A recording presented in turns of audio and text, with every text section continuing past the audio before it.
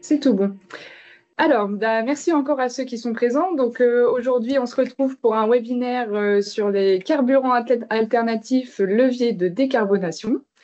C'est un webinaire qui est organisé donc, par la Chambre de commerce et d'industrie du Cher, dont je fais partie, en partenariat avec GRDF. Donc, malheureusement, pour ceux qui la connaissent, Karine Ravmaï devait être présente parce qu'elle m'a aidé à organiser ce webinaire. Et pour ceux qui ne la connaissent pas, Karine Ramaille, en fait, c'est la chef de projet mobilité chez GRDF au niveau de la région Centre-Val de Loire, et c'est elle qui a la compétence sur ce sujet-là. Mais donc, malheureusement, elle ne sera pas présente. Voilà, on pense bien à elle aujourd'hui. Donc là, l'idée, c'est de vous proposer un webinaire qui vous éclairera dans vos réflexions ou vos démarches. C'est un webinaire qui se déroule dans le cadre du programme Transition écologique de la Chambre de commerce et d'industrie du Cher. C'est un programme qui est financé par la région Centre-Val de Loire et l'Union européenne. Donc, on a un volet accompagnement individuel qui nous permet de vous proposer un diagnostic à l'issue duquel on vous propose un programme d'action. Et après, voilà, si vous le souhaitez, il nous restera du temps pour vous accompagner sur la phase mise en œuvre de ce programme d'action. Donc, en vous proposant des méthodes ou des outils, en vous aidant à faire de la recherche de financement, mais aussi vous aider sur le montage de dossiers, ou bien vous mettre en relation avec nos partenaires, comme GRDF ou les personnes présentes aujourd'hui. On a aussi un temps de suivi, et puis donc en parallèle de ça, on a tout ce qui est accompagnement collectif, et c'est dans ce cadre-là qu'on peut vous proposer toute une série de webinaires ou d'ateliers en présentiel. Donc l'équipe, voilà, c'est celle-ci. Donc moi-même, Léa Pierre et ma collègue Françoise Clervignot. Donc on se répartit les dossiers. C'est avec plaisir qu'on vous accompagnera. Voilà, si vous avez besoin, n'hésitez pas à nous contacter. On remettra nos coordonnées en fin de présentation. Donc pour le bon déroulement de ce webinaire, tous les micros sont effectivement coupés comme vous pouvez le constater. N'hésitez pas à poser vos questions dans le volet questions-réponses et surtout à liker les questions que vous voyez passer qui vous intéressent parce qu'on prendra les questions peut-être soit au fil de l'eau en fonction de celles qui ont le plus intéressé. Ou sinon, effectivement, il y a un temps de questions-réponses qui est dédié à la fin de chaque intervention. Donc, pareil, on essaiera de prendre un maximum de questions, mais voilà, celles qui seront le plus likées, auront plus de chances d'être posées.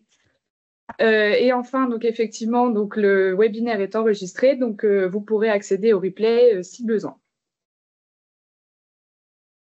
Le webinaire se déroulera de cette façon-là. Donc, on commencera par un témoignage avec Kylian Bellois, qui est ici présent, directeur d'agence Romorantin-Vierzon de l'entreprise Brégé. L'idée, c'est de commencer par tout de suite dans du concret pour vous donner un exemple en local de quelqu'un qui s'est approprié le sujet de la transition énergétique. Après, on prendra un petit peu de hauteur avec la présentation de Thomas Crémou de Cara qui nous parlera un petit peu de la vision du pôle de compétitivité sur les mobilités et la décarbonation. Et ça permettra d'introduire en fait l'intervention de Richard Lecoupeau sur les carburants alternatifs. Il nous éclairera notamment sur les différentes, sur le volet des motorisations, des émissions de gaz à effet de serre, mais aussi des différents coûts. Et puis on finira par la présentation de Thomas Crémou, de nouveau sur, par contre, là, le volet financement pour vous donner encore plus de billes de réflexion pour vous lancer sur ce type de projet. Donc voilà, je vais proposer à Monsieur Bellois de commencer à nous présenter son exemple. Donc Kylian Bellois, le directeur d'agence de Brégé, Romorantin et Vierzon. Donc Brégé, en quelques chiffres, 1000 collaborateurs actuellement, 170 millions de chiffre d'affaires, 670 véhicules, ce qui représente à peu près 600 000 expéditions par an. Sur ces 670 véhicules, on en a une petite dizaine qui va rouler au B100. On a 70 qui ont roulé idéalement au bio-GNV. Et sur ceux qui roulent au B7, donc au gasoil traditionnel, on a une cuve à Laval où on fait un plein sur deux à base de HVO. On est également engagé sur un projet d'acquisition de 5 véhicules électriques sur un appel à projet par l'ADEME. Voilà, pour se centrer à peu près sur le groupe Brégé. Donc on a une activité de distribution en 2000 lots, le complet, et massification et redistribution. La meilleure moyen d'économiser du carburant et d'aller vers la transition énergétique est d'éviter de transporter donc éviter les kilomètres vides et surtout d'avoir un taux de remplissage de remorque qui soit au maximum.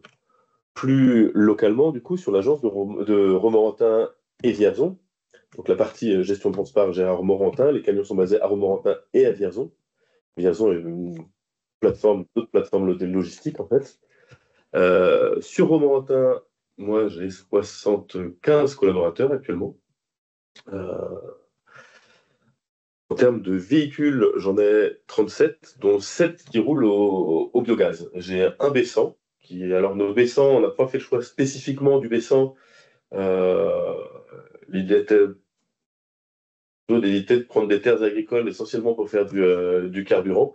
Le groupe s'est orienté vers le bio-GNV assez rapidement en 2017 par le biais d'un client qui nous demandait à décarboner complètement sa chaîne de distribution en région parisienne.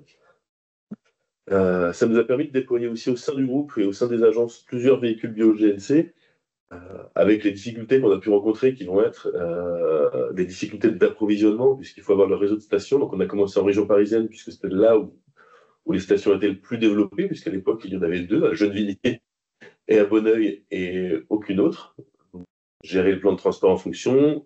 Les autonomies en 2017 des véhicules étaient de l'ordre de 300 à 400 km. Donc pas de couchette pour avoir 400 km puisqu'on avait une grosse armoire avec des bonbonnes de gaz ajoutées. Petite difficulté, donc pas de possibilité de partir en national. Actuellement, là, sur les nouveaux véhicules bio-GNC qu'on va recevoir, on est sur des autonomies de 600 km avec des véhicules classiques. Alors je pense à Scania, des constructeurs, que Scania et Iveco principalement qui sont en bio-GNC. Dans le gaz comprimé, on n'a pas de gaz liquéfiant, on est sur du gaz comprimé. On a maintenant des cabines classiques avec une chaîne cinématique qui nous permet vraiment de diminuer les consommations et donc d'augmenter l'autonomie.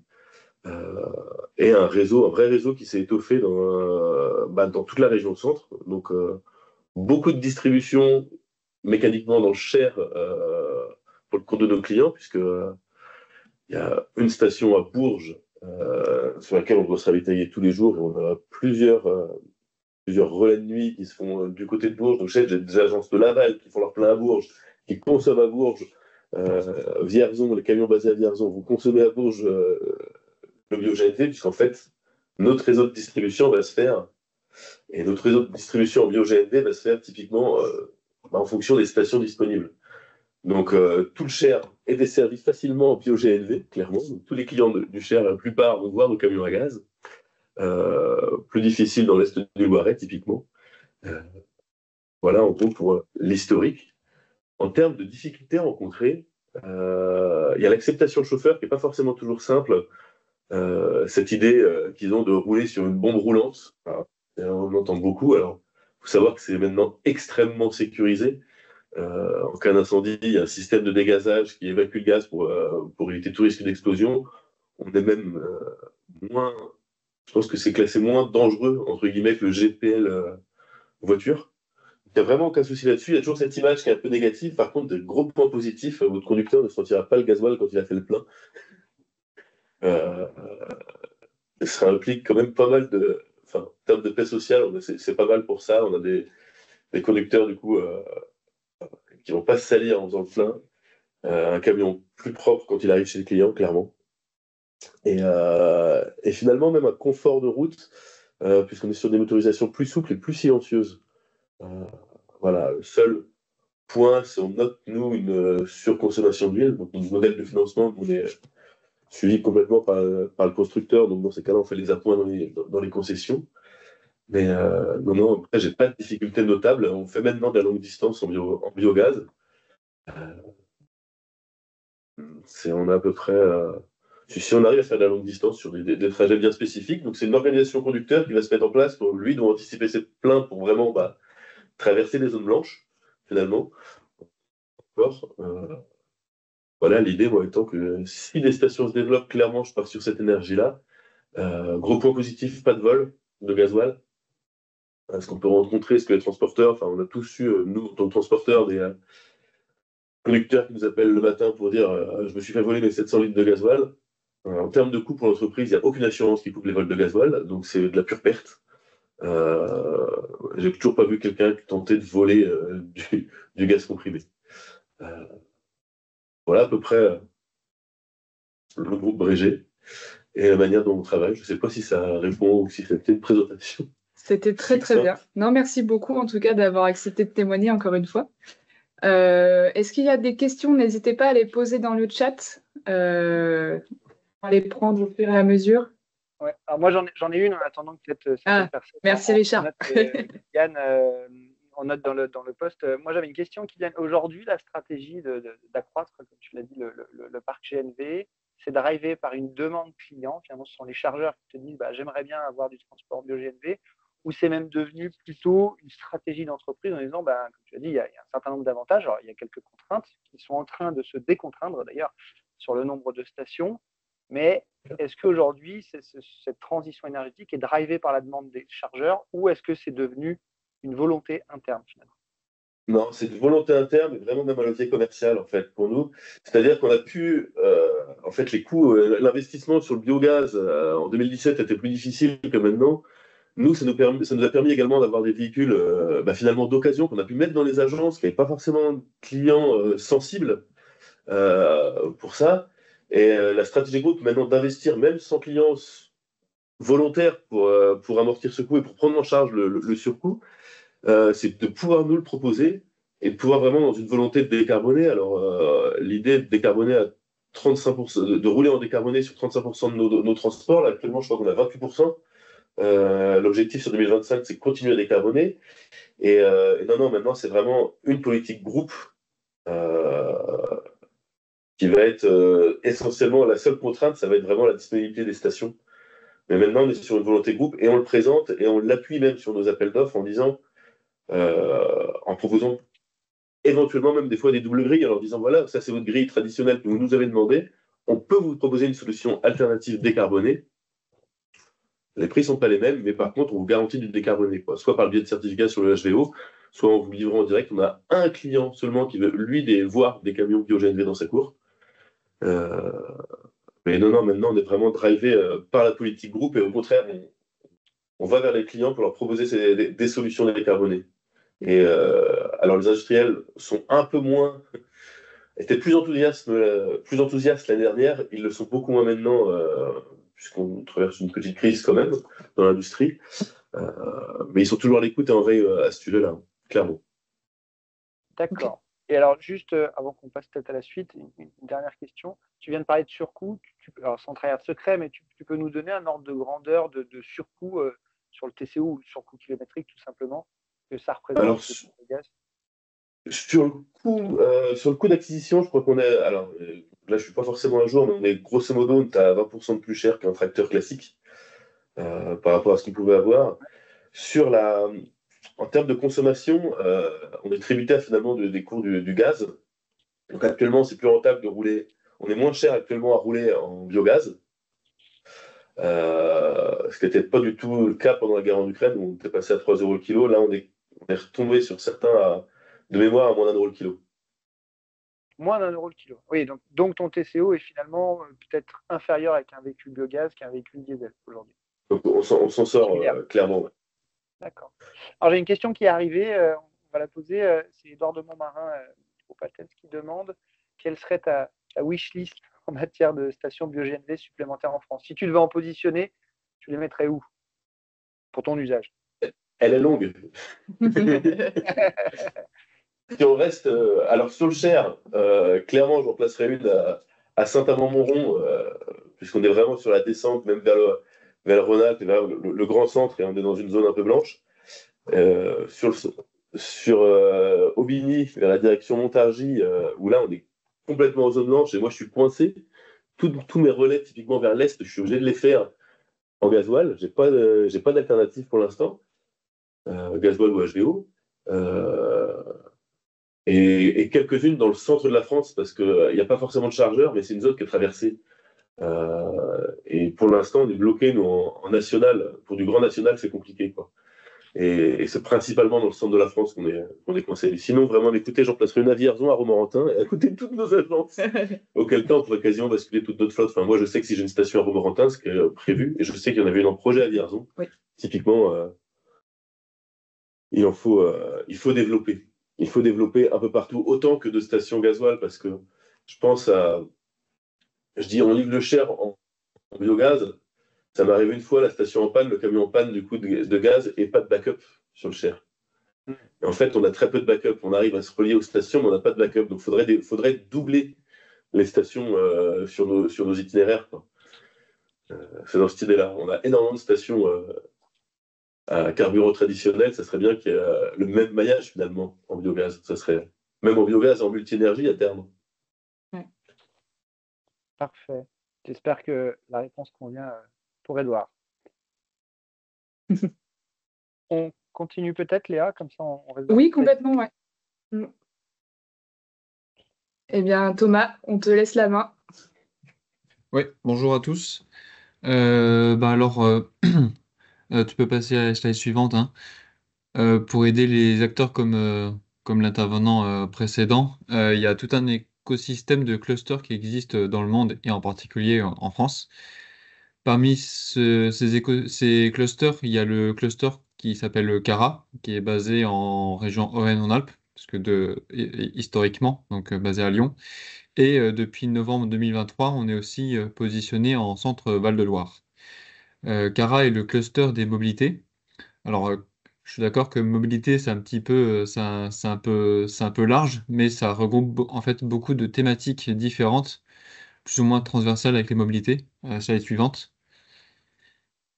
Donc, dans les mobilités, on va avoir les 6 filières différentes de véhicules. Donc déjà, chaque filière va avoir ses propres spécificités, ses acteurs, ses réglementations, ses contraintes. Et donc, il va falloir, on va avoir des écosystèmes différents. Et dans chacune de ces mobilités, il y a aussi, il va y avoir une partie embarquée du véhicule et une partie débarquée. Par exemple, dans la partie de décarbonation, on peut décarboner la fabrication du véhicule, comme les véhicules électriques par exemple, et aussi décarboner le véhicule en tant que tel en passant à la batterie. Et à côté de ça, il y a aussi la partie digitalisation, il y a la partie formation et compétences, parce que bien sûr qu'on aura bien demain peut-être des véhicules hydrogène, il faudra aussi avoir les ingénieurs et les mécaniciens qui sauront réparer et faire la maintenance de ces véhicules. Et il y a aussi bien sûr une partie collectivité et réglementation.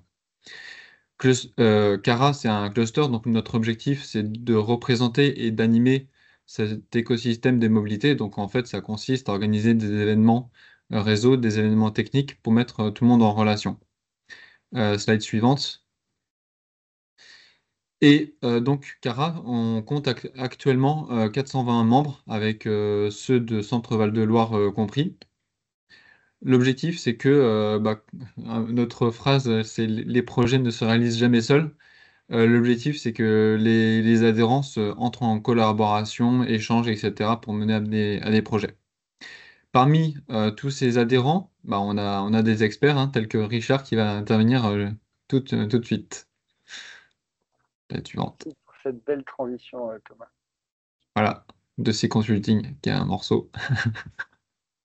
Je suis au sommet de la courbe, c'est parfait. Voilà. Merci pour cette transition.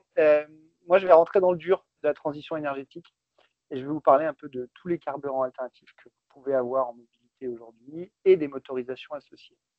Je précise bien qu'on va parler aussi des motorisations parce que c'est important de comprendre qu'on n'a pas 50 000 options sur les motorisations et qu'on en a quand même beaucoup plus sur les énergies. Et là, si tu veux bien passer à la slide d'après. Alors, j'aime bien cette slide, je la mets souvent parce qu'on me pose très souvent la question, mais quelle est la meilleure énergie? Alors, je suis désolé, je n'ai pas de réponse standard à ça. Et d'ailleurs, celui qui vous en donne une, interrogez-vous sur le fond de la réponse.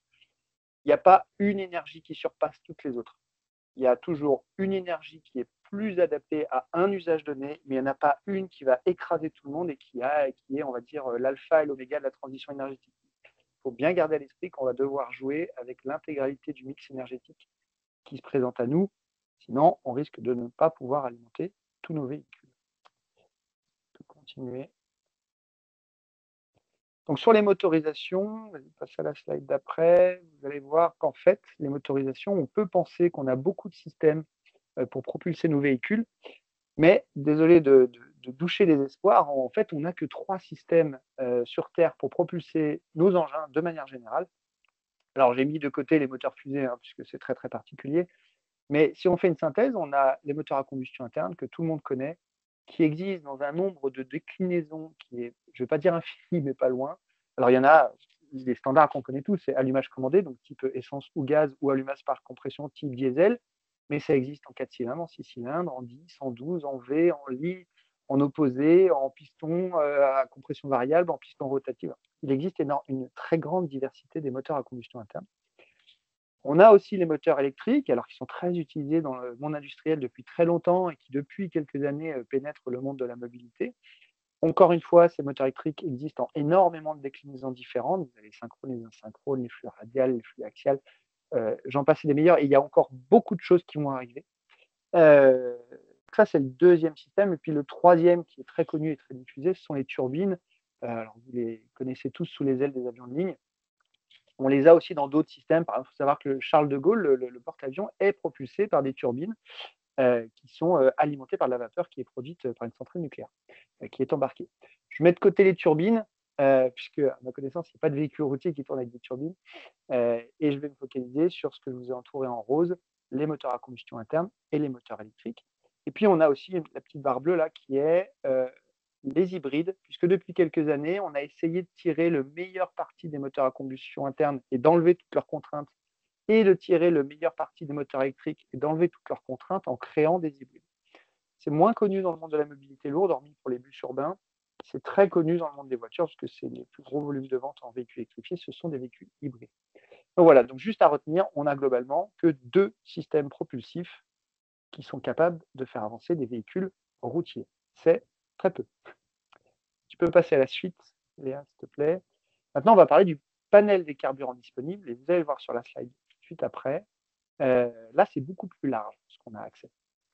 Globalement, si je dis ça de manière un peu brute, l'entité à abattre, elle est en haut à gauche, c'est le gasoil fossile. Alors, une petite explication, plus on est haut dans le graphique, plus on est gris, plus on est fossile, plus on est bas dans le graphique, plus on est vert, plus on est renouvelable. Et après, vous avez sur le côté gauche tous les carburants qui peuvent alimenter les moteurs thermiques, sur le côté droit ce qui peut alimenter les moteurs électriques, et puis une tranche au milieu qui est un peu particulière, je vais en parler juste après. Donc, on part d'en haut à gauche, le gasoil, alors GNR ou B7 qui est globalement du fossile, et puis on peut aller, si on descend verticalement, vers les biodiesels, donc HVO, B100, ED95, qui sont des carburants 100% renouvelables. Alors, j'ai mis le GTL, je ne vais pas trop en parler parce que c'est un carburant qui n'est quasiment plus utilisé aujourd'hui. Vous avez aussi le GNV qui peut alimenter les moteurs thermiques, comme l'a très bien expliqué Kylian juste avant. Alors, qui peut être, quand on dit GNV, c'est gaz naturel véhicule. Il existe en déclinaison GNC, gaz naturel comprimé, ou GNL, gaz naturel liquéfié. On le connaît tous en version fossile. Il existe aussi en version bio. Il est produit par des méthaniseurs. Vous avez aussi des e-fuels, donc le e-méthane et e-gazole. Je pense que tout le monde en a un peu entendu parler, même si ça reste très flou et très nébuleux pour l'instant. Bon, il faut savoir qu'il n'y a pas vraiment de capacité de production au niveau mondial à l'instant T. Je vais passer tout à droite. Moteur électrique, pardon, excusez-moi. J'ai mis la batterie. Alors, c'est clairement pas la batterie directement qui alimente le moteur électrique. Ce sont les électrons contenus dans la batterie qui viennent alimenter le moteur électrique. Et vous voyez, la batterie, c'est un peu particulier. J'ai mis une flèche qui monte dans le gris et une flèche qui descend dans le vert. Alors, pourquoi? C'est parce que quand on utilise un véhicule électrique, et c'est assez particulier ça au véhicule électrique et au carburant que je vais vous parler juste après, c'est qu'on peut être très propre si on recharge notre véhicule, par exemple, avec de l'énergie solaire, éolienne, hydroélectrique ou même nucléaire, parce que d'un point de vue empreinte carbone, c'est très bon le nucléaire. Mais ça peut être très mauvais si on utilise du carburant, enfin une électricité qui provient de charbon, par exemple. Et typiquement, en France, 1 kWh électrique, c'est 60 grammes de CO2. On est plutôt vraiment dans le vert et vraiment dans le bas du vert.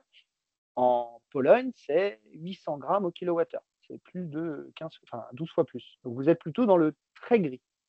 Et c'est tout le problème des véhicules électriques et des véhicules hydrogène, c'est que suivant la source d'énergie que vous utilisez, pour un même véhicule donné, vous n'êtes pas forcément propre.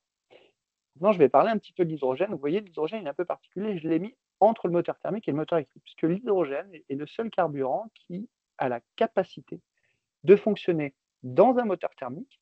Peut-être vous savez, mais MAN a sorti un camion qui utilise de l'hydrogène dans un moteur thermique, mais il peut aussi être utilisé au travers d'une pile à combustible pour alimenter un moteur électrique. Donc l'H2 est assez particulier sur ce sujet-là. Alors j'ai entouré e-carburant et biocarburant, je vais vous en parler juste derrière. Léa, si tu veux bien passer la slide d'après. Je vais vous donner une définition parce que ça c'est important de les connaître. Donc un biocarburant, donc c'est plutôt tout ce qui est en bas de mon graphique, c'est un carburant liquide ou gazeux qui est créé à partir de transformation de matière organique qui est non fossile, et qui du coup est issue de la biomasse. Ça c'est la définition générale. Puis après, vous avez peut-être déjà entendu les biocarburants 1G et 2G. Donc 1G, c'est que c'est toujours de la biomasse, mais qu'on a utilisé de la matière qui rentre en concurrence alimentaire. Donc ça provient de la culture alimentaire, typiquement de l'huile de colza. C'est un cas, enfin du coup le B100 produit à partir de l'huile de colza, c'est un biocarburant de première génération. Et les biocarburants de deuxième génération, c'est quand il n'y a pas de concurrence alimentaire, et donc on utilise des déchets. Et dans ce cas-là, il n'y a plus de problème de concurrence avec l'alimentation humaine. Et je vais prendre l'exemple du HVO, uniquement s'il est produit à partir d'huile végétale usagée. Dans ce cas-là, c'est un biocarburant 2G. Et les e-fuels, donc c'est ce que je vous montrais avant, aujourd'hui, ça n'a pas vraiment de réalité terrain, puisque ce n'est pas encore très massivement produit. Ce sont des électrocarburants, et en fait, c'est produit à partir d'électricité, d'eau et de CO2. On prend l'électricité, on vient produire de l'H2 à partir d'eau, du coup, et on le fait réagir avec du CO2, et ça permet de produire des carburants, et on peut produire tout type de carburant avec ça. Voilà pour les grandes définitions. Maintenant, je vais rentrer sur le détail de chaque carburant. Et là, si tu veux bien passer à la slide d'après. Ah oui, pardon, il y a le stockage entre deux. Je vous ai juste mis un petit point sur les différents stockages, et ça, c'est assez important de le comprendre parce que c'est très impactant pour les aspects de transition énergétique. Donc, tout ce qui est stockage liquide, donc typiquement le gasoil, le HVO, le B100, même le B10, le B30, éventuellement GTL, puisque c'est un carburant liquide, est stocké dans le réservoir que vous connaissez tous. C'est extrêmement simple techniquement, c'est très peu coûteux comme système de stockage, et surtout, ça a le gros avantage d'avoir une énergie volumique qui est très bonne, puisqu'on stocke entre 6 et 10 kWh par litre de stockage. Donc c'est beaucoup d'énergie pour peu de volume. Si on passe sur les gazeux, donc les gazeux, ça va être tout ce qui est hydrogène ou GNV.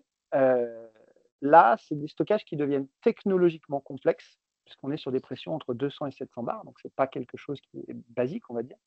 C'est coûteux, et malheureusement, en plus d'être complexe et coûteux, l'énergie volumique stockée n'est pas extraordinaire, puisqu'on parle de 1 à 3 kWh d'énergie par litre. Si vous faites le parallèle avec ce que je viens de vous dire sur les liquides, on a déjà divisé en gros par 3, voire 6 d'énergie embarquée. Donc, c'est-à-dire qu'il faut beaucoup plus de volume de stockage pour avoir la même autonomie du véhicule. Les technologies cryogéniques, donc là, ça va être le stockage de LNG, enfin de GNL, pardon, en français, ou d'hydrogène liquide. Là, on va être sur des technologies très complexes, puisqu'on est cryogénique. C'est moins 140 degrés et 10 bars de stockage pour le GNL. C'est moins 253 degrés et 10 bars de stockage aussi pour l'hydrogène liquide, moins 253. Je vous laisse imaginer, c'est quasiment ce qu'il y a de plus froid avant l'hélium liquide. C'est très coûteux, et l'énergie volumique est un peu meilleure qu'en stockage gazeux, mais ce n'est pas non plus la panacée, puisque sur l'hydrogène liquide, vous allez être à peu près 2 kWh au litre, et sur du GNL, vous allez être à quasiment 6 kWh au litre.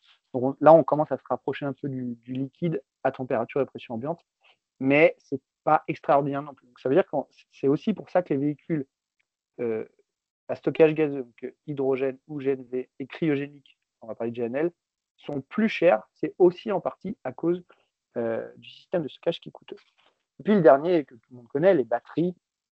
Alors là, c'est hyper complexe parce qu'il n'y a pas que le système de stockage qui est en lui-même compliqué, parce que c'est un stockage chimique. Il y a tout un tas de composants périphériques pour pouvoir faire fonctionner le stockage, qui sont eux-mêmes des technologies électroniques relativement avancées. C'est extrêmement coûteux. Et en plus, je vous laisse regarder le chiffre, on est entre 0,15 et 0,25 kWh par litre. C'est carrément ridicule par rapport à ce qu'on stocke dans un réservoir de carburant gasoil. Donc c'est un des gros problèmes des véhicules électriques.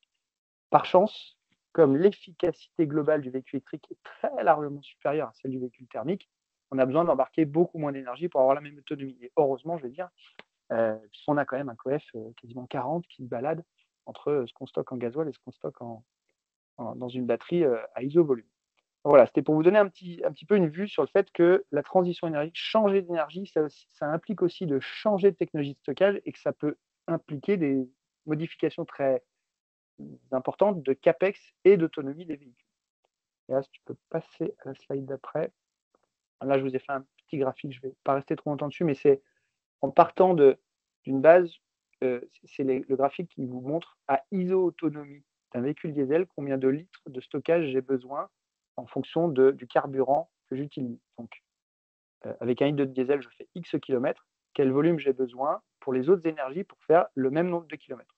Donc, on voit que tant qu'on reste dans le monde du liquide, donc les gazoles, HVO, B100, ED95, j'ai mis le LNG dedans, le GNL, puisqu'il est stocké sous forme liquide, même si c'est cryogénique, on voit qu'on est entre 1 et 2, c'est très similaire. Dès qu'on passe dans le gazeux, là, hop, il y a un step qui apparaît, puisqu'on voit que en GNC, on va être à peu près 4 fois plus de volume de stockage.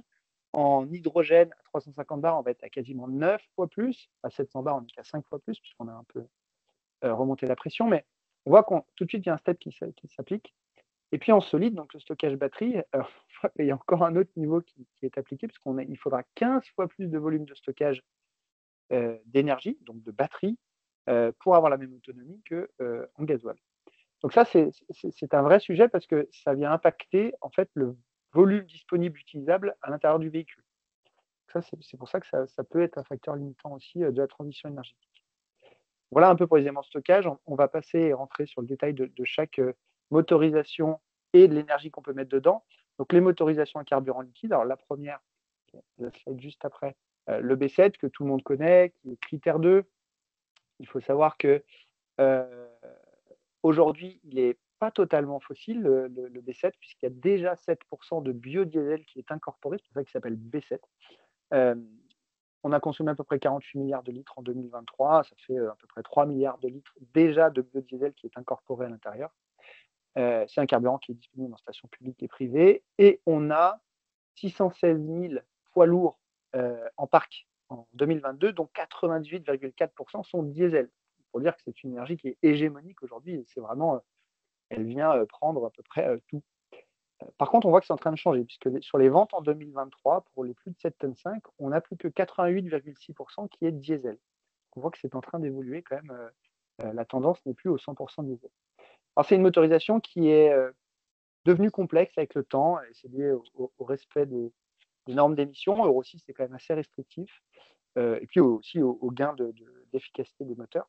La dépollution aussi est très complexe. Aujourd'hui, vous avez un DOC, un FAP, un système SCR. Je pense que tous ceux qui exploitent des véhicules ont déjà entendu parler des problèmes de FAP ou de système SCR. Qui dit SCR dit utilisation d'AdBlue, qui représente environ 6% de la consommation de gasoil. Donc, ce n'est pas anecdotique. Hein, dans vos TCO, ça implique un petit surcoût, puisqu'on consomme ça aussi. Et par contre, le rendement moteur est extrêmement élevé sur le gasoil. C'est une des forces du moteur gasoil, c'est vraiment une très très bonne motorisation d'un point de vue énergétique. Par contre, sur les NOx et les particules, c'est la plus mauvaise de toutes les énergies et motorisations, parce que c'est quasiment celle qui en fait le plus. Le plus en comparaison des autres. Parce qu'en valeur absolue, gardez bien à l'esprit quand même que Euro 6, c'est déjà très très bon. Alors juste un petit point, quand vous brûlez 1 litre de gasoil B7, vous émettez 3,1 kg de CO2. Je vais vous le donner pour chaque énergie, et vous allez voir qu'il y a des gros écarts qui se baladent. Donc ça veut dire que ça c'est en ACV. Donc en gros, vous émettez 2,5 kg lors de la combustion, vraiment ça c'est ce que vous brûlez dans le camion, et en fait il y a 0,6 kg d'émissions de CO2 qui sont liées à l'extraction, le raffinage, le transport jusqu'à la station de votre carburant. Voilà à peu près, et puis juste pour information, quand on extrait 1 litre de pétrole du sol, on est capable de faire à peu près 0,25 litres de gasoil avec ce litre de pétrole qu'on aura extrait. Donc ça c'était pour le gasoil B7. Si tu peux passer à la slide d'après, on va parler un petit peu de B100, donc qui sont des émags, ça veut dire ester méthylique d'acide gras, et ça peut être produit, contrairement à ce qui est souvent pensé, par plein de sources différentes. On peut faire avec des huiles végétales, et c'est comme ça qu'on le connaît majoritairement en France, avec des huiles de colza. Ça peut être fait avec des graisses animales ou des huiles végétales usagées. Si vous revenez à ce que je vous ai dit sur les carburants 1G et 2G, enfin première et deuxième génération au début, si vous le faites du coup avec de l'huile végétale, le B100 est un carburant 1G. Si vous le faites avec de la graisse animale ou des huiles végétales usagées, ça en fait un carburant deuxième génération. Il faut savoir qu'on a consommé en 2020 à peu près 2,6 milliards de litres de baissant, enfin d'émag en France, dont à peu près 80% provenaient du colza. C'est un carburant qui est disponible uniquement en station privée. On n'a pas le droit de le diffuser en station publique. Il est critère 2 si votre véhicule est, on va dire, flex fuel, et il est critère 1 si vous êtes baissant exclusif. La motorisation et la dépollution, c'est la même que le diesel, je n'en reparle pas. Il y a un impact sur le coût de maintenance. Quand vous utilisez du baissant, c'est lié aux caractéristiques du baissant qui font un peu plus de maintenance, de filtration et de vidange. Et vous allez avoir une surconsommation de l'ordre de 6 à 10% suivant vos usages. Alors un point qui est intéressant à connaître, c'est que la production de baissant, si on part de colza, quand on cultive 1 hectare de colza, ça permet de faire 3 tonnes de graines de colza, et quand on les presse, on va obtenir 1,27 tonnes d'huile, et ces 1,27 tonnes d'huile, qui entre nous pourrait servir aussi à faire de la mayonnaise ou de l'huile de colza pour la consommation humaine, c'est pour ça que c'est un carburant AG, vont permettre de faire 1430 litres de baissant, ce qui permet de faire à peu près 5000 km de camion si on fait simple. Et si vous faites le calcul, il faut savoir qu'en France, on cultivait en 2023 1,35 million d'hectares de colza, et ce qui permettrait de faire à peu près 2 milliards de litres de baissant. On aurait de quoi alimenter à peine 50 000 camions avec le baissant qu'on peut produire par notre propre ressource. Donc c'est important de comprendre qu'en fait, il y a une limite à la production du baissant, comme toutes les autres énergies alternatives d'ailleurs. Le CO2, très intéressant, on fait moins 58% par rapport à du diesel. C'est quand même très performant. Et puis dernier point, sur les pollutions, NOx et particules, on est un petit peu plus élevé que sur du B7. On peut passer à la suite. Léa, s'il te plaît. Donc le HVO, donc c'est du biodiesel de synthèse, ça veut dire Hydrotreated Vegetable Oil.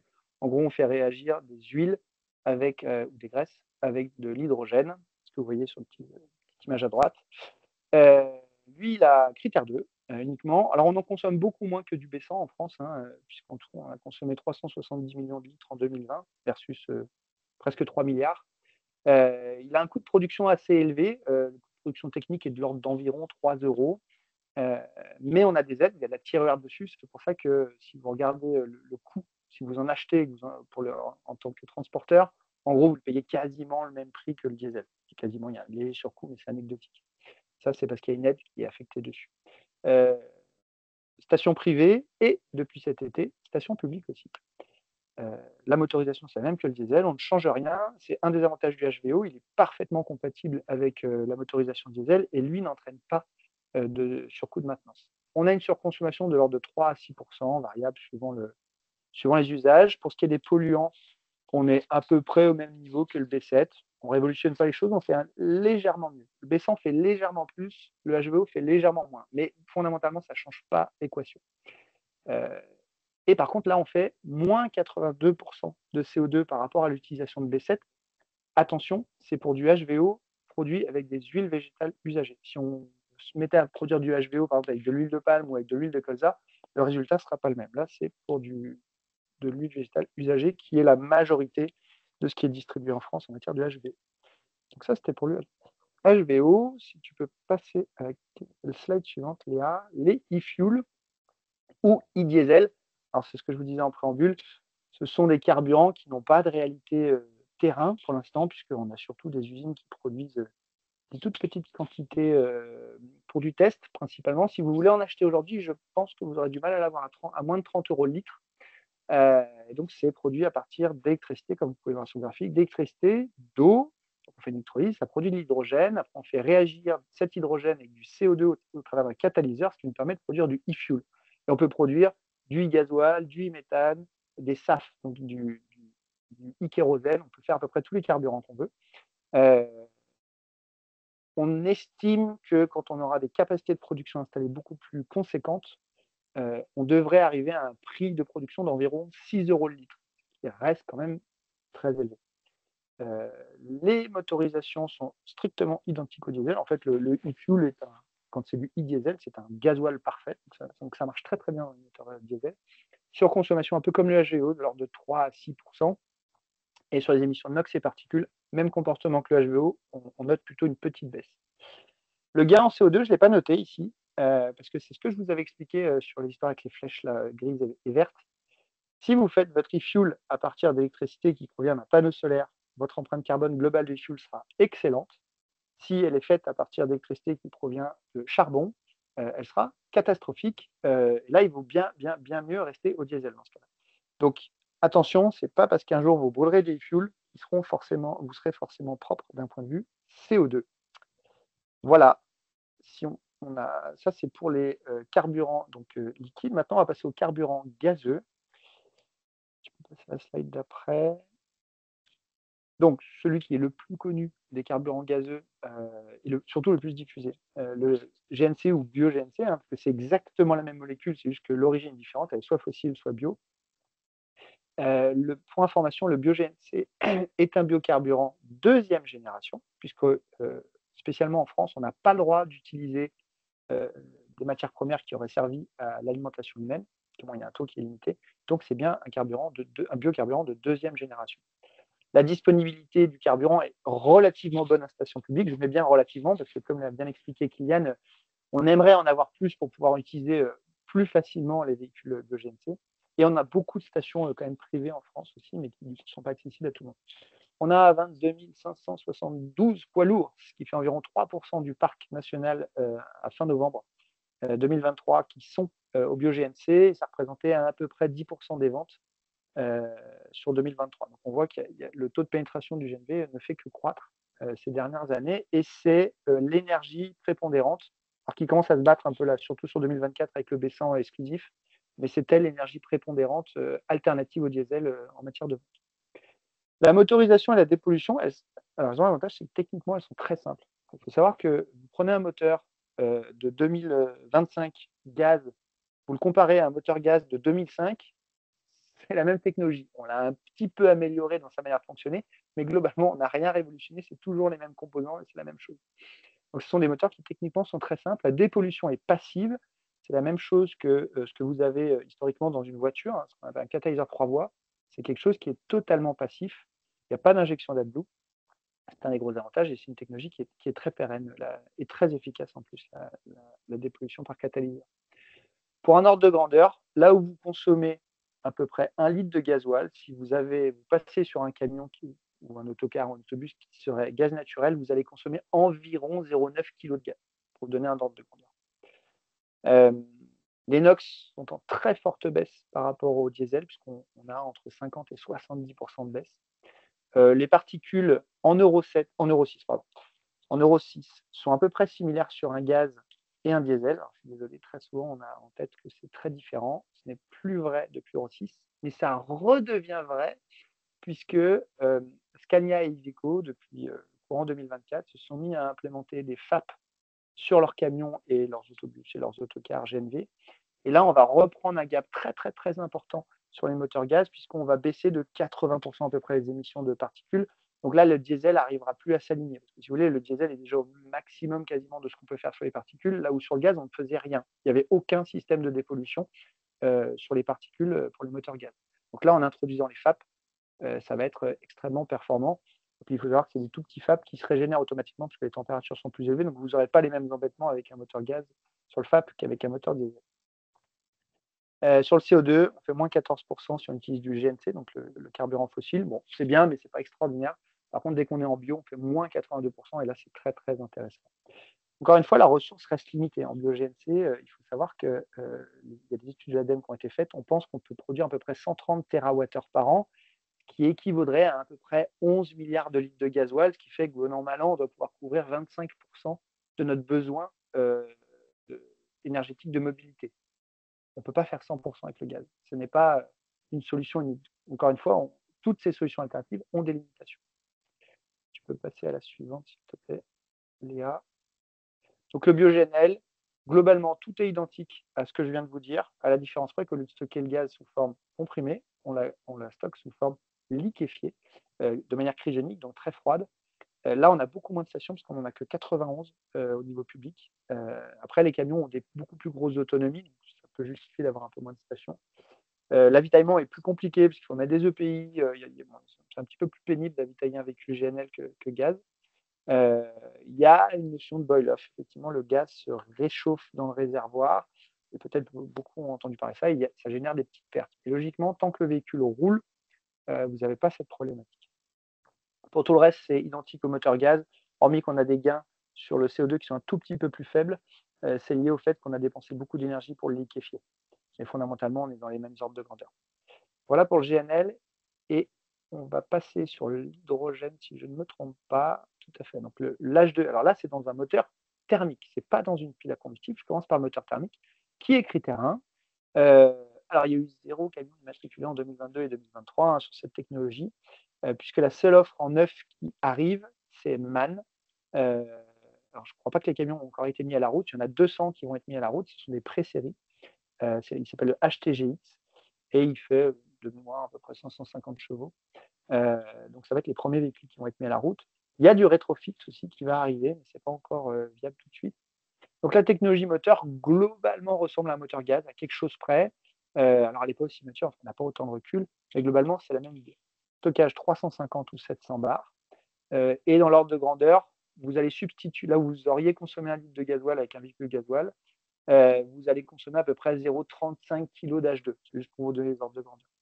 Les NOx vont être similaires, mais assez inférieurs quand même à un moteur gaz.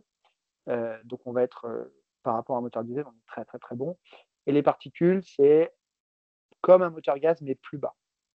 Encore une fois, donc c'est globalement sur les émissions de polluants meilleur qu'un moteur gaz, qui lui-même est bien meilleur qu'un moteur diesel. Pour le CO2, attention, si vous tournez avec de l'H2 gris, vous allez faire plus 40% par rapport à un diesel, donc autant rester au diesel. Par contre, si vous tournez avec de l'H2 vert, vous ferez moins 78%. Ça, c'est important à avoir en tête. Hop. Donc ça, c'était pour le moteur thermique. Et il y a l'H2 en pile à combustible. Pareil, aucune immatriculation en 2022 et 2023 de camions.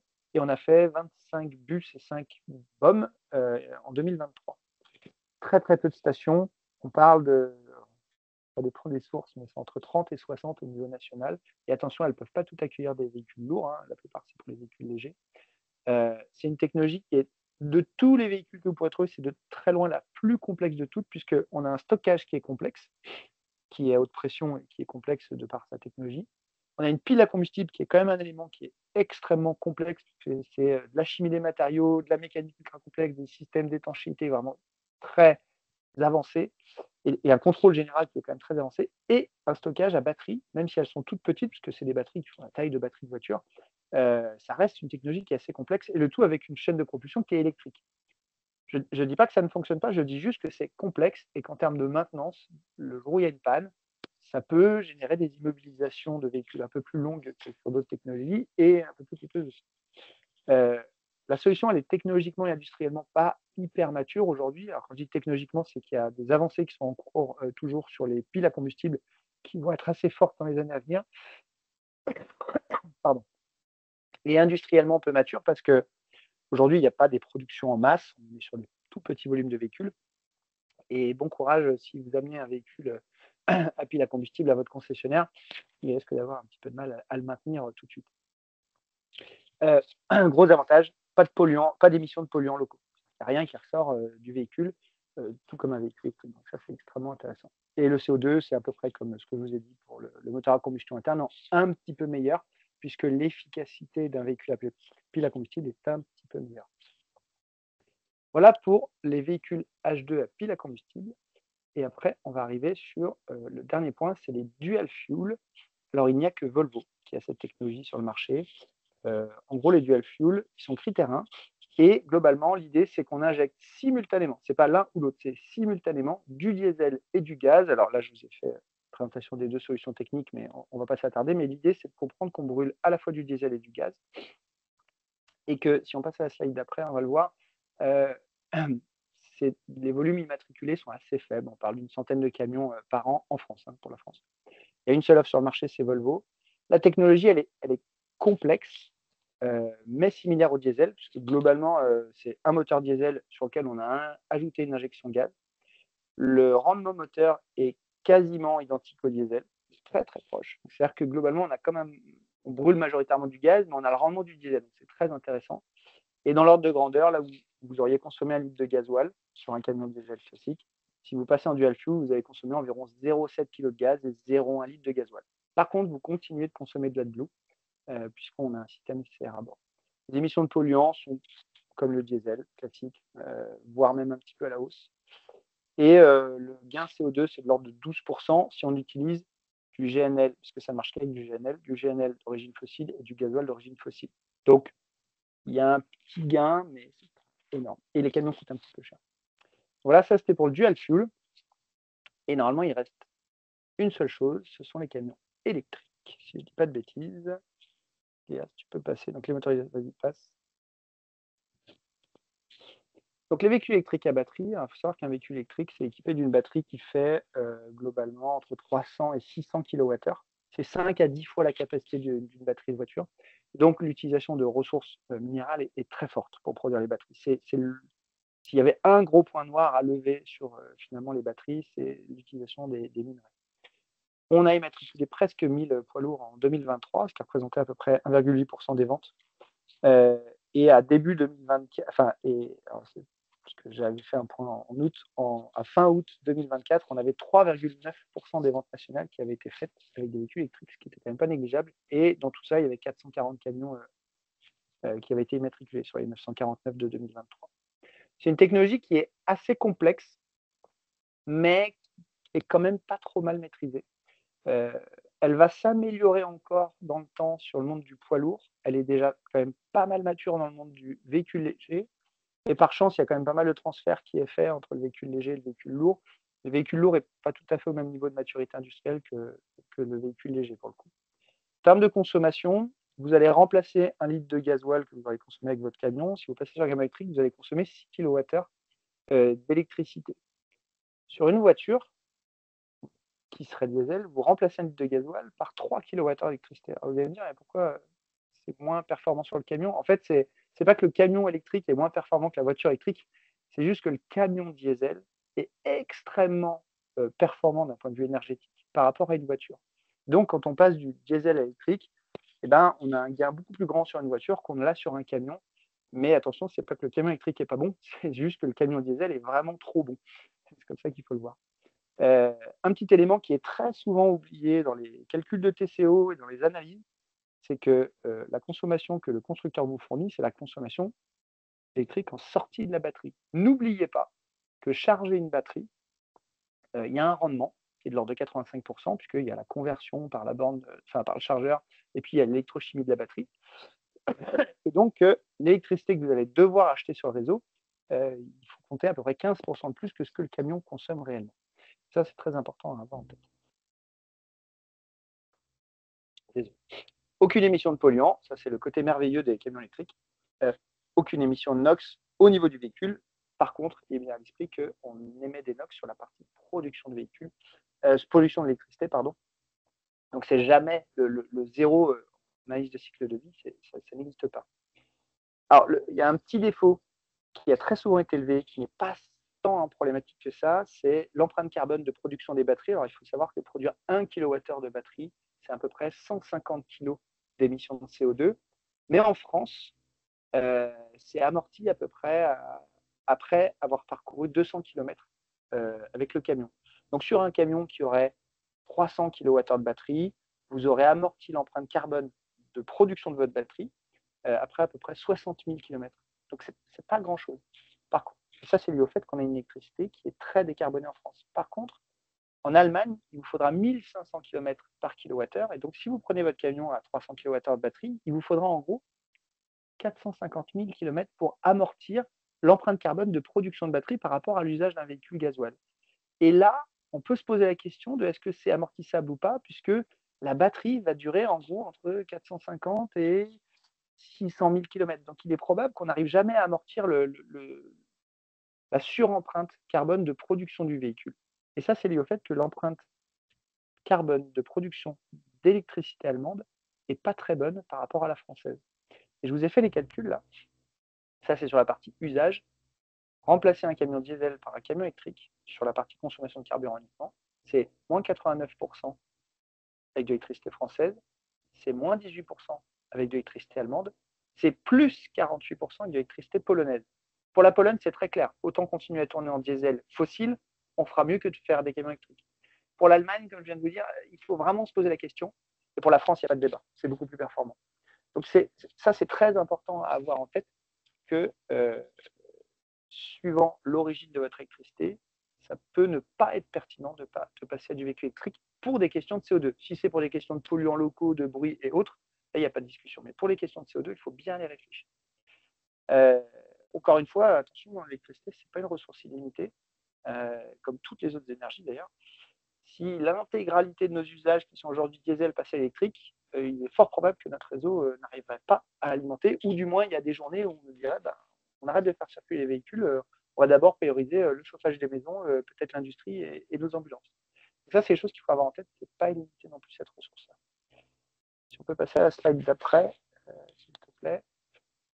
Alors je vais faire des calculs de TCO et de prix de CO2 économisé par tonne. Alors, et je vais juste parler de ça.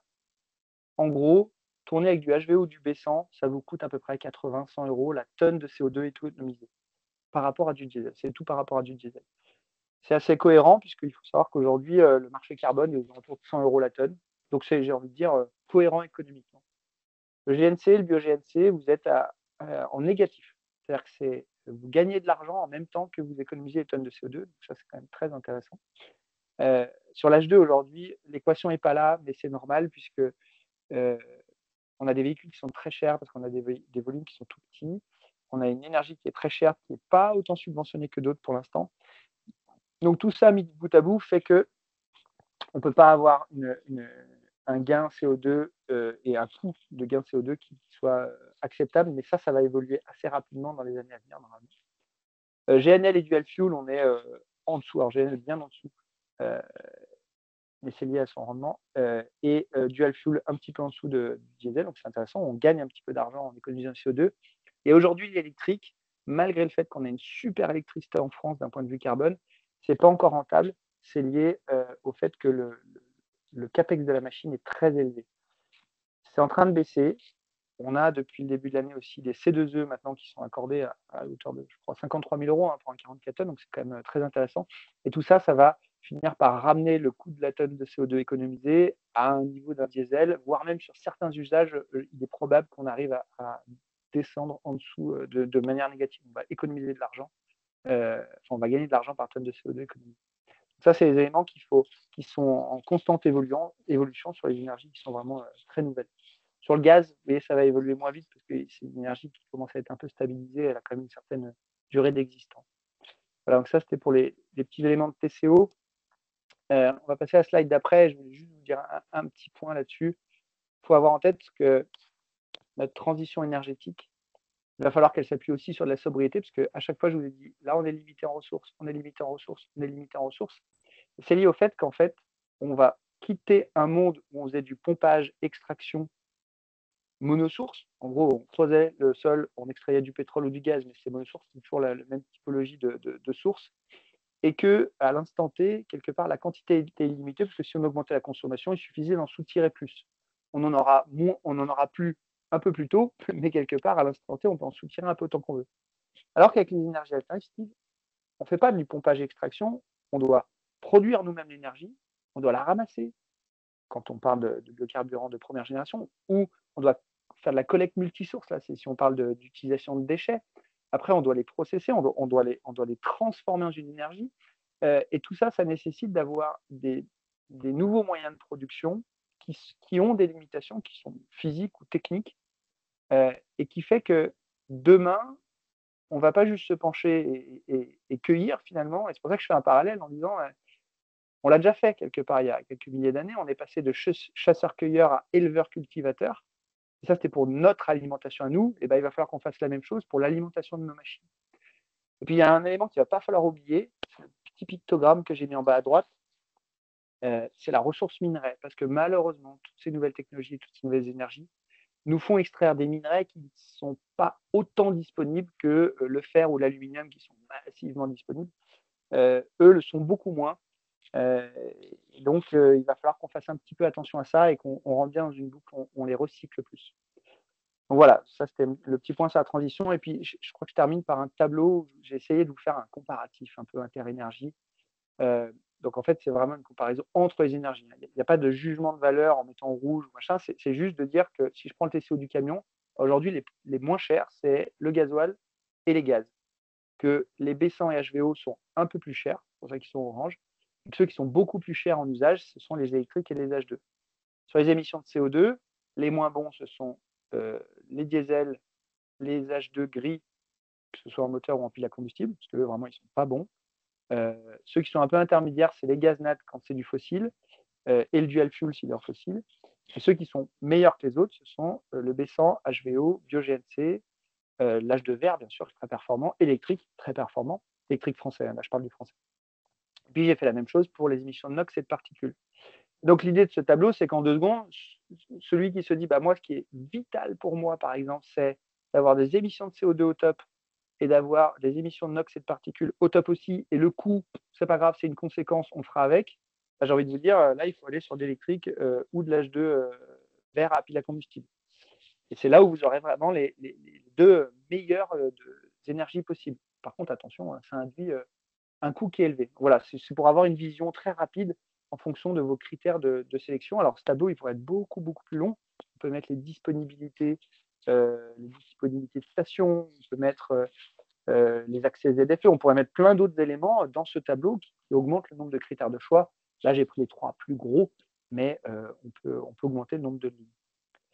Voilà ce que j'avais à vous dire. Je crois que je suis à peu près dans Merci Richard pour cette présentation extrêmement intéressante.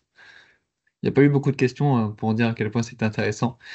C'était plus une remarque par rapport à la slide précédente. Quand tu dis qu'on est devenu, c'était quoi?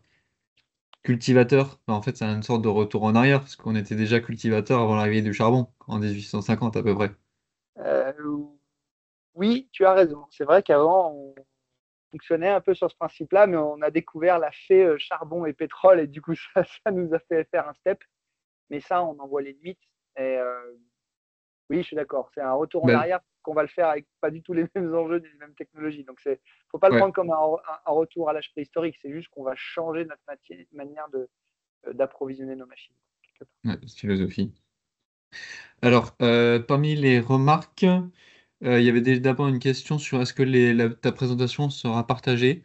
Lors de la préparation avec Léa, avec Richard, on a donné notre autorisation pour partager les présentations après l'événement. Donc ça devrait être bon. Oui, pas de souci. Ce sera envoyé par mail. Ouais. Et alors, il y avait 2-3 remarques. Alors, dans les remarques, c'était indiqué comme quoi en HVO, la surconsommation était de 0 à 3%. Ouais, j'aurais plutôt dit 3 à 6% de mémoire, mais peut-être. Il y a une surconsommation qui est un peu inférieure à la surconsommation du B100. Alors, ensuite, il n'y avait pas de biogénel en France.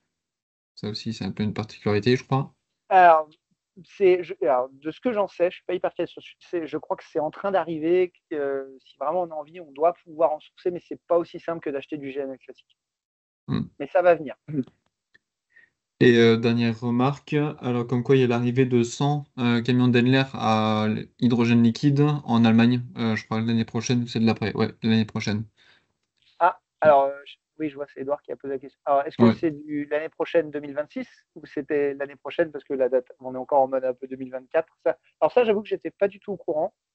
Peut-être. Je ne vais pas dire quand. Alors, je ne sais pas où ils vont s'alimenter. Alors, les stations d'H2 liquide, Ouais. bon courage. Il est pas haut. GNL, c'est déjà pas si simple. En liquide, c'est autre chose. Bon, ok. Je n'ai pas la réponse. On verra. Alors ensuite là, par contre, c'était une question. C'est sur sur l'équivalent CO2 des gaz et émissions de serre.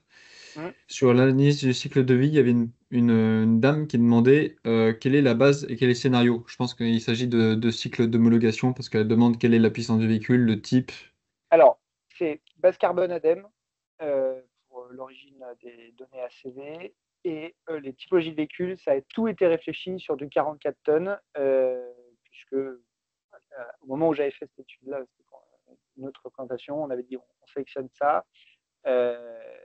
Et donc, il y a eu, j'ai fait beaucoup de discussions avec beaucoup de gens pour sonder. Donc, après, on a projeté les consommations sur chacune des typologies. d'énergie et de véhicules. Et donc, en utilisant un base carbone ADEME, c'est comme ça qu'on refait le calcul de quel est le CO2 économisé par rapport à du BC. J'espère que ça répond à la question. Je pense. Edouard confirme qu'il n'y a pas de bio-GNL en France pour l'instant. Ouais. Et comme quoi, c'est en 2026 qu'on aura les camions Daimler. D'accord. Et dernière question, alors je crois que c'était sur la taxation des moteurs thermiques. Comment faire avec? Parce que c'est vrai que les moteurs thermiques seront interdits en 2035 et le moteur thermique hydrogène semble un peu prometteur. Comment faire avec? Alors, l'interdiction des moteurs thermiques en 2035 ne s'applique pas aux poids lourds. Ce n'est que pour les véhicules légers. À ce jour, il n'y a pas d'interdiction du moteur thermique en poids lourd. Par contre, il y a une demande de faire moins 90% sur l'émission de CO2 à l'échappement, ce qui, de facto, tue un peu effectivement le moteur thermique. Mais au lieu de dire plus de moteur thermique, on a mis une contrainte sur le CO2 qui n'est réfléchi qu'à l'échappement, ce qui est une erreur technique forte. Mais aujourd'hui, le moteur H2 est considéré comme un moteur zéro CO2, donc inférieur à 1 gramme de CO2. Donc lui,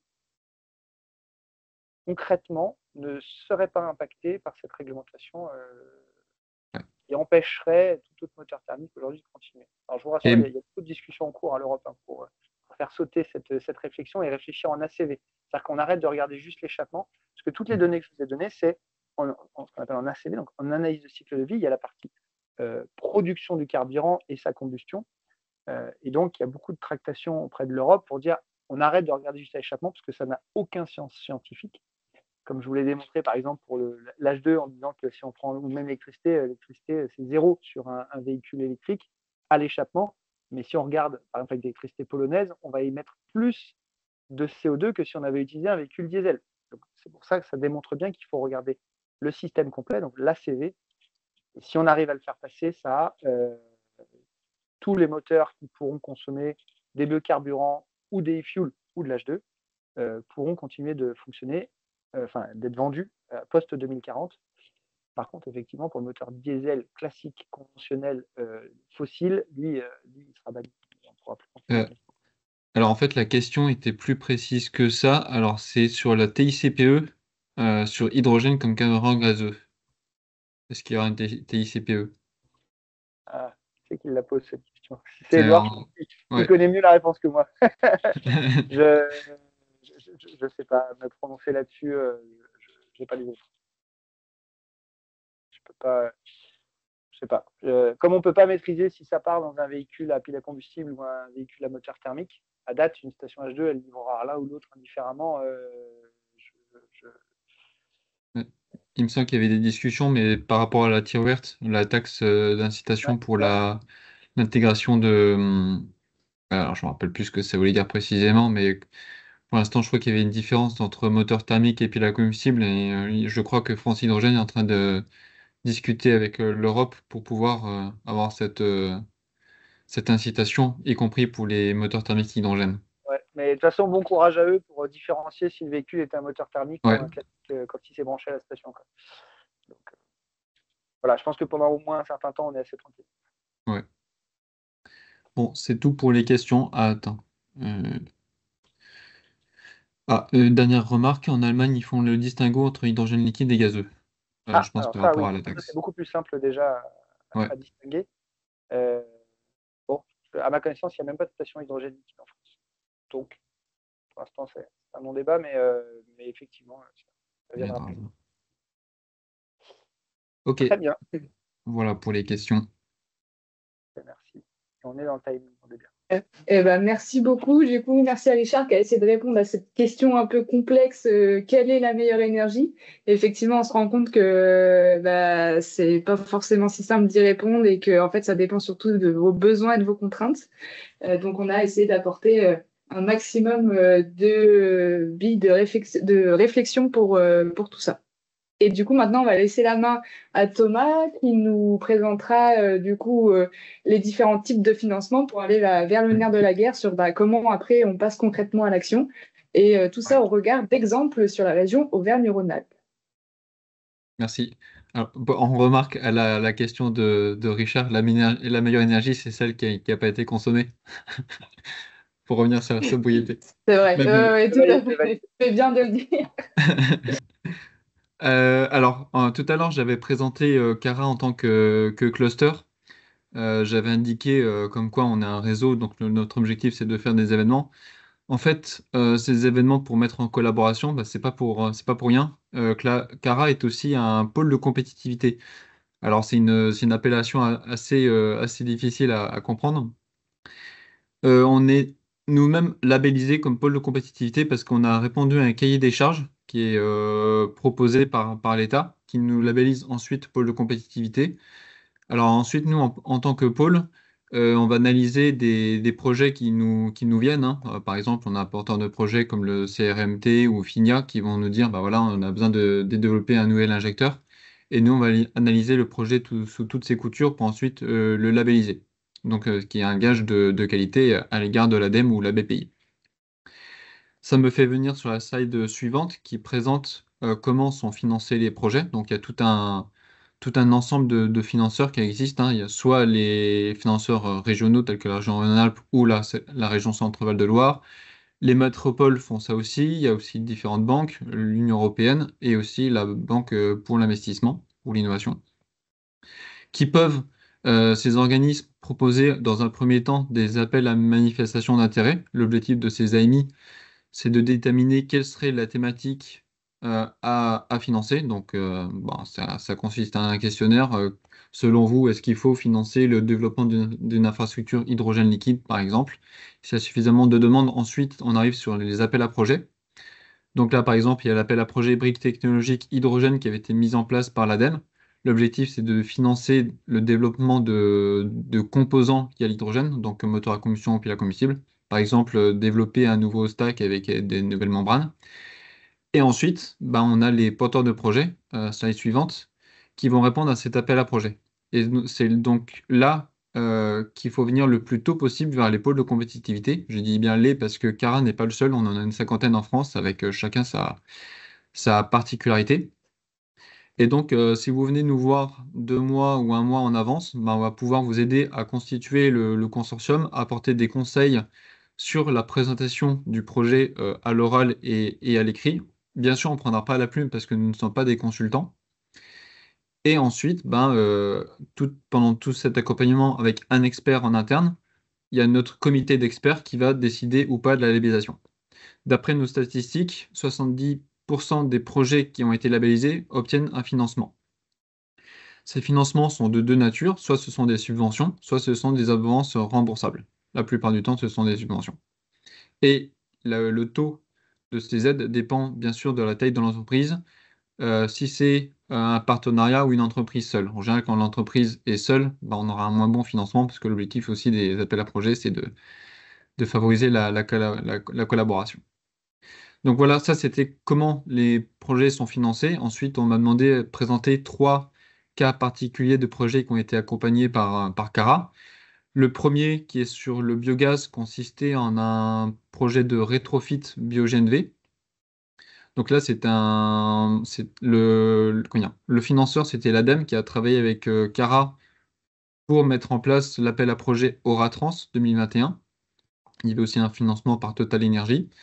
Donc l'objectif, c'était de rétrofiter un autocar scolaire parce que ben, le BioGNV semble être l'énergie la plus adéquate pour ce mode de transport-là, avec ses avantages, enfin, avec ses cas particuliers qui est le transport scolaire.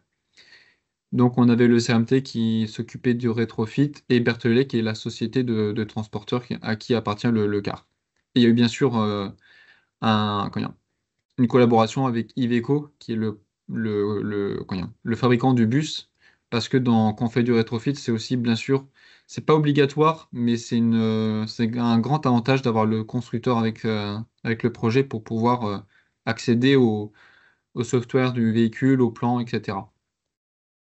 Si Richard, tu as des commentaires après, n'hésite pas parce que tu connais mieux le sujet que moi. Slide suivante. Alors là, c'est un projet, d'ailleurs, Richard, tu n'en as pas parlé, il y a la route électrifiée aussi.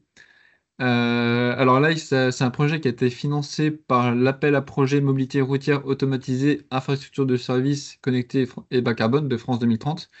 Donc en fait, les routes électrifiées, ça consiste, en fait, on a un véhicule batterie, comme l'a présenté Richard, mais avec une petite batterie qui permet de faire à peu près 150 km. Et l'objectif, c'est que ces véhicules se mettent sur la voie à droite, sur laquelle est implantée une infrastructure de recharge, mais pendant le roulage. Donc en fait, ça permettrait d'empêcher le temps en station et de faire un certain nombre de kilomètres. Et une fois qu'on arrive sur site ou qu'on quitte l'autoroute, bah, on a cette batterie de 150 km qui permet d'aller jusqu'à l'entrepôt logistique. On en entend peu parler pour l'instant, c'est surtout l'hydrogène qui fait parler de lui. On a quelques cas en France, quelques projets, par exemple Vinci, je crois, sur l'autoroute Paris-Bordeaux. On en a aussi un vers Mulhouse, on en a quelques-uns en Allemagne. Et en région Auvergne-Rhône-Alpes aussi, on a un projet de ce type-là, avec un rail au sol. C'est un projet qui est en deux phases. Une première phase sur route fermée sur la base fermée de Transpolis, qui est située dans l'Ain. L'objectif, c'est de voir si tout se passe bien en matière de sécurité, mettre, comment acquérir de la data, comment gérer le paiement, etc. Pour ensuite tester le même système, mais sur route ouverte sur l'autoroute du tunnel du Mont Blanc. Donc ça, ce sera à peu près en 2026, l'expérimentation en route ouverte, avec bien sûr passage de chasse-neige, les saleuses, etc. L'objectif, c'est de voir si ça fonctionne. Et s'il n'y a pas aussi de problème d'adhérence, par exemple, pour les motards. Donc là, on a la TMB, bien sûr, l'autoroute du Mont Blanc, Alstom, qui est le fournisseur de la solution, Greenmod, qui va qui va installer le kit sur le véhicule. Il me semble que c'était un camion. Il y a Phare Pronergie qui participe aussi à l'étude et l'Université Gustave Eiffel pour la partie données et recherche. Et comme Ankara a accompagné, on a labellisé le projet et puis on participe aussi à la communication autour de ce projet sur le moyen long terme. Le dernier projet, donc là, on arrive sur l'hydrogène. Alors là, c'est un projet spécifique en Auvergne-Rhône-Alpes qui sera difficile à appliquer au Cher. C'est l'appel à projet ADEME Briques technologiques et démonstrateurs hydrogène de 2021. Donc là, il s'agit du projet de développement d'un kit haute puissance pile à combustible. C'est un projet sur 33 mois de 8 millions d'euros au total.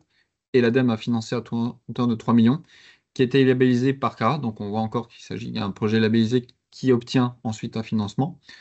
L'objectif, c'est de développer un groupe motopropulseur de forte puissance pour ensuite l'implanter sur une dameuse.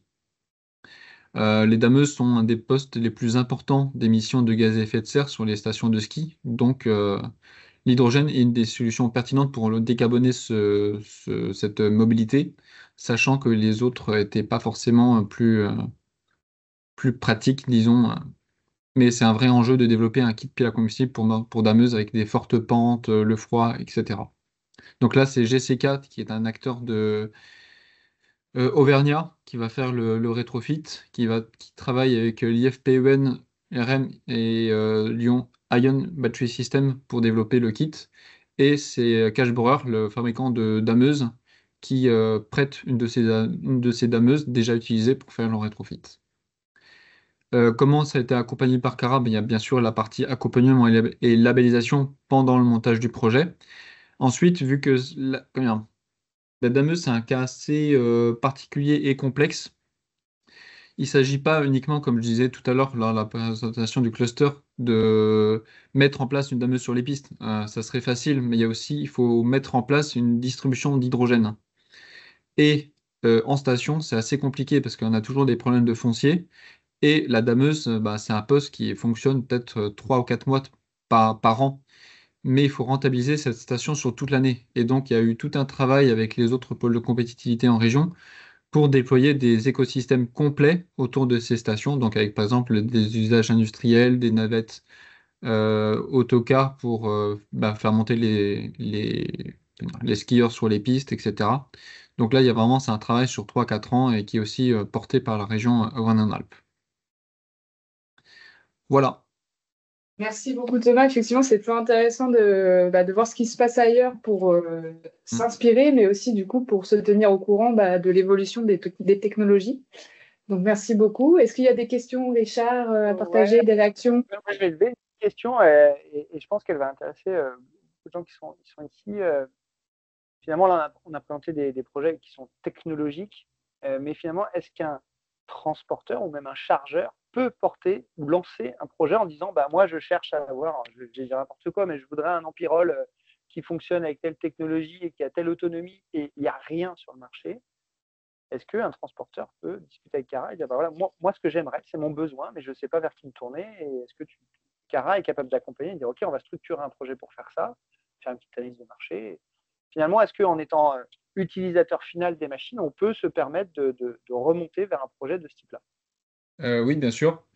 Il suffit que le transporteur contacte l'équipe Cara, dont notre expert projet, et ensuite Cara peut faire un appel à manifestation d'intérêt auprès de son réseau, donc Centre Val de Loire et ou Auvergne-Rhône-Alpes, pour chercher tel ou tel acteur qui serait intéressé pour entrer dans ce type de projet. Par exemple, si on a un transporteur qui veut qui veut tester la solution moteur thermique hydrogène, nous, on peut chercher les fabricants de moteurs thermiques en région pour leur dire comme quoi c'est possible et puis on peut travailler ensemble. Très bien. Donc ça, c'est assez intéressant. Ce qui est intéressant, c'est que tu as parlé des budgets un petit peu aussi. Là, on voit, on a sous les yeux, là, on parle de budget à 8 millions d'euros avec 3 millions d'aides, je veux dire, 7 millions d'euros, pardon, et 3 millions d'aides, on n'est pas dans des niveaux d'aide qui sont ridicules. Hein. On ne parle pas de quelques milliers d'euros, on parle plutôt de quelques millions.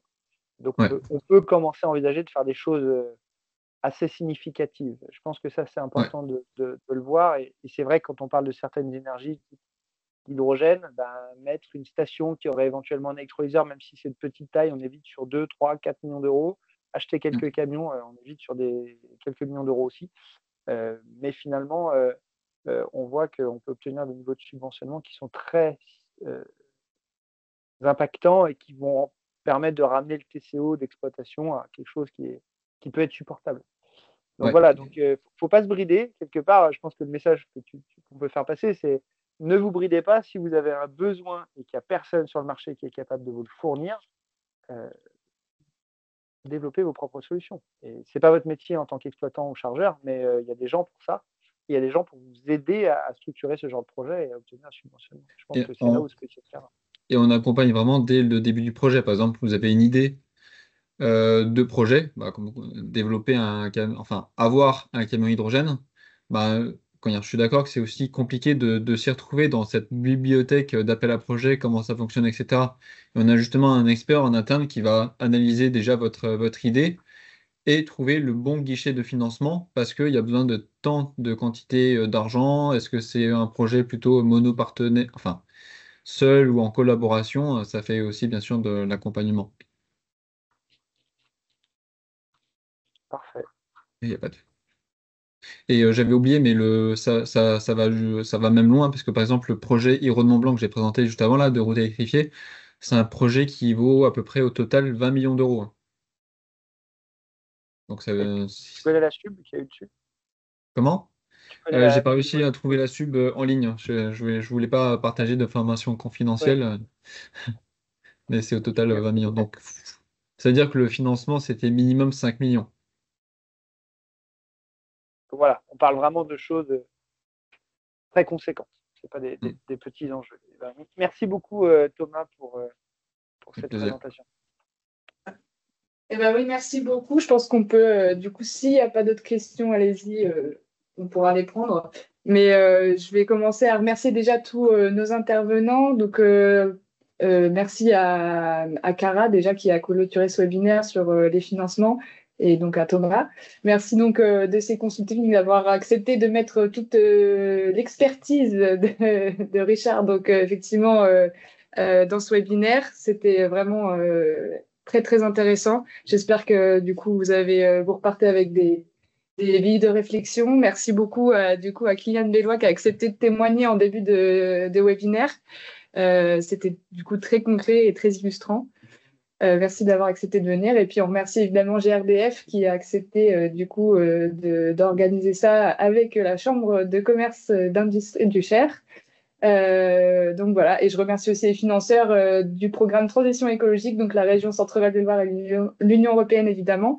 Sachez que ce programme existe et déployé sur les autres départements de la région Centre-Val de Loire. Donc vous pourriez avoir ce type de webinaire sur vos territoires si vous n'êtes pas du Cher. Voilà, et bien merci beaucoup et très bonne journée et bon week-end en perspective. Merci. Bon Bon week-end week-end. à tous. Au Au revoir. revoir. Bon week-end.